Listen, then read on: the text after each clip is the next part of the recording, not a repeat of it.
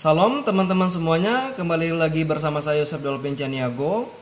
Pada kesempatan kali ini kita masih membahas seputaran buku, yaitu Pendidikan Agama Kristen untuk Anak, bagian 4 atau bab 4, yaitu tentang pendiri Taman Kanak-Kanak. Jika sebelumnya saya membahas tentang pestalogi yang memprakarsai pendidikan sekolah minggu, kali ini kita akan membahas tentang Frederick W. Froebel sebagai pendiri Taman Kanak-Kanak. Kita langsung saja masuk ke materi. Nah, pada abad ke-18, di situ pada saat itu banyak pemikir-pemikir Jerman ternama. Antara lain ada Immanuel Kant, ada Johann Gifetsty, ada Georg W. Hegel, ada Friedrich W. Schelling. Lalu di bidang filsafat ada Johann Schiller dan Johann W. Goethe. Di bidang sastra ada Friedrich Schleiermacher. Di bidang teologi lalu muncul nama Froebel sebagai pendiri Taman Kanak-Kanak pertama dan memusatkan perhatian serta kepeduliannya kepada anak-anak usia dini. Selanjutnya kita masuk ke riwayat singkat hidup Froebel. Froebel ini dia adalah seorang anak laki-laki bungsu dari 5 laki-laki bersaudara. Ketika dia berumur 9 bulan, ibunya meninggal. Ayahnya yang seorang pendeta mengabaikan atau melalaikan kebutuhan Frederick muda yang kehilangan seorang ibu. Lalu masa-masa kecil Frederick ini dipersulit setelah ayahnya menikah lagi. Nah, setelah menikah, ibu tirinya ini mengandung dan melahirkan bayi saudara tiri dari Frederick ini sendiri. Dan semenjak itu ibu tirinya hanya mementingkan segala sesuatu yang berkaitan dengan anak kandungnya dan mengabaikan kebutuhan Frederick yang rindu kasih sayang seorang ibu. Di masa kecilnya ia diasuh oleh kedua kakaknya. Ketika ia muda, dia beberapa kali masuk di beberapa universitas yang berbeda. Alasannya adalah di beberapa universitas yang berbeda itu dia mengalami sebuah kesulitan. Akhirnya dia berpindah dari universitas yang satunya ke universitas yang lainnya. Namun meski begitu, dia adalah seorang pemikir yang maju di bidang pendidikan itu sendiri dan seorang pengajar yang kreatif. Pada tanggal 12 Agustus 1831, ia mendapatkan surat izin untuk membuka sekolah dari pemerintah Swiss.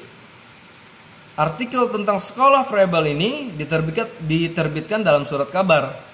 Responnya pun bermacam-macam, ada yang pro, ada yang kontra. Namun teman-teman baik Froebel mendukung Froebel sendiri dalam memajukan sekolah tersebut.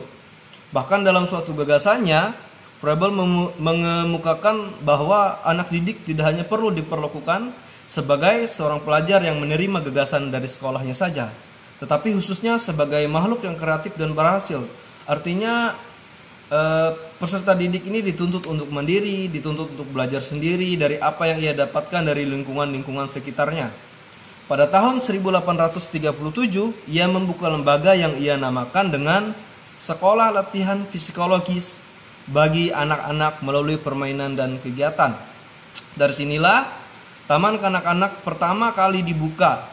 Sesuai dengan namanya Taman Kanak-Kanak, anak kecil itu bagi seorang Froebel dipandang sebagai tanaman kecil yang indah dan yang diberikan kesempatan untuk bertumbuh dan berkembang dalam suasana kasih.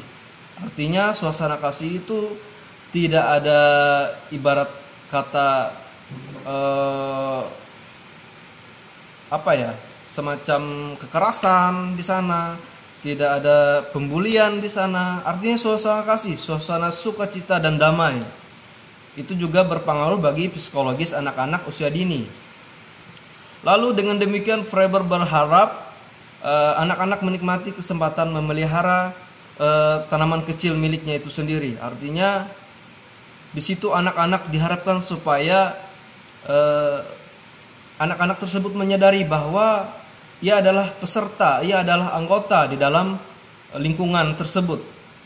Bahkan di sana anak-anak pun dituntut untuk bertanggung jawab, seperti halnya menjaga tanaman yang ia ibaratkan tempat lingkungan sekitar anak-anak tersebut sekolah, untuk memelihara lingkungan sekitarnya. Jadi pada tahun 1852